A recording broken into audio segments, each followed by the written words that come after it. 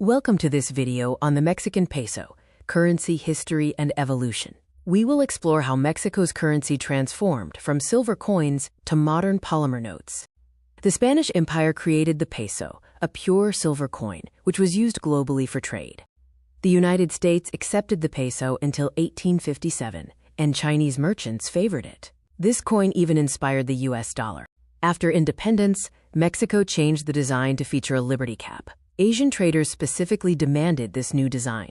With the world adopting the gold standard, Mexico reduced the silver content in its coins. The government stopped making silver pesos entirely in 1979.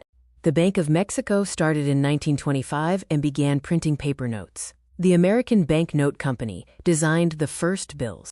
Mexico experienced high inflation, leading the government to print huge banknotes. The US dollar became very expensive relative to the peso.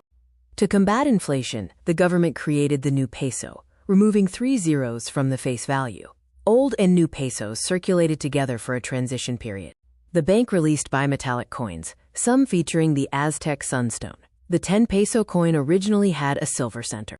Special $100 commemorative coins were minted, each showcasing a Mexican state. These rare coins are mainly kept by collectors. The bank introduced polymer plastic notes, which are more durable. The transparent windows incorporated into the design help prevent counterfeiting. The bank also implemented features to help visually impaired people. Notes have different lengths and feature raised tactile lines for identification. The new Series G notes showcase Mexican history, with the reverse side featuring various Mexican ecosystems. The axolotl design has been very popular. The currency's material and driver reflect the changing economy. Metals supported early global trade, while polymer signifies modern stability and security. The Mexican peso boasts a deep history, with designs celebrating Mexican culture. The currency continues to evolve, reflecting the nation's ongoing story.